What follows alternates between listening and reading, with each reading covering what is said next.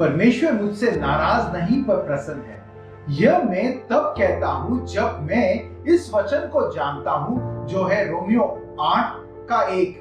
अब जो मसीह यीशु में है उन पर दंड की आज्ञा नहीं, क्योंकि वे शरीर के अनुसार नहीं वरन आत्मा के अनुसार चलते हैं। यह वचन हम सब के लिए जरूरी है, क्योंकि अज्ञानता हमें भ्रम में रखती है, जिससे हम अपना ही नुकसान कर देते हैं। जब हमने यीशु मसीह में विश्वास किया तो विश्वास यह है कि परमेश्वर हम में प्रभु यीशु मसीह को देखता है, जिसने हमारे खातिर वह सजा ली जो हमें मिलने वाली थी। परमेश्वर हमारे पापों के खातिर हमसे नाराज था और हम सब उसके क्रोध की अपेक्षा में जी रहे थे, और यीशु मसीह ने हमारे खातिर क्रूस पर भयानक मौत सही, जो हमारे पापों के कारण था।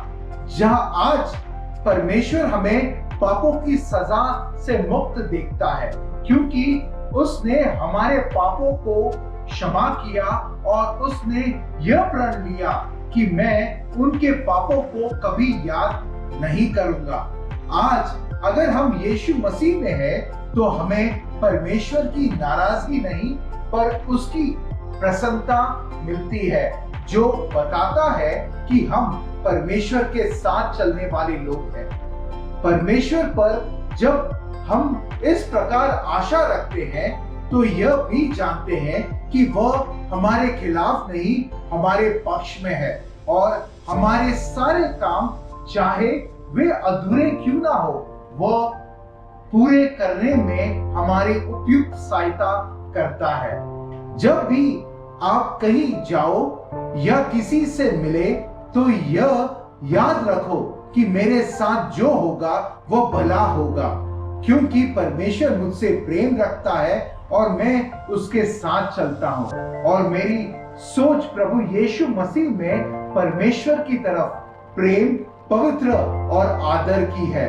साथ ही यह वचन उसी अध्याय से रोमियो 8:28, और हम जानते हैं कि जो लोग परमेश्वर से प्रेम रखते हैं उनके लिए सब बातें मिलकर भलाई ही को उत्पन्न करती है, अर्थात उन्हीं के लिए जो उसकी इच्छा के अनुसार बुलाए हुए हैं। जब स्थिति अच्छी नहीं तो जाने वह अंत नहीं, क्योंकि परमेश्वर तब तक काम करता है जब तक उसमें से भलाई को उत्पन्न ना कर दे, और जाने जीवन की हर स्थिति आपके लिए परमेश्वर एक नई भलाई को आपके पास ले आ रहा है।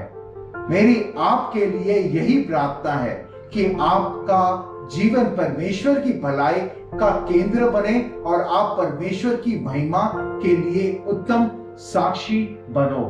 आमेन।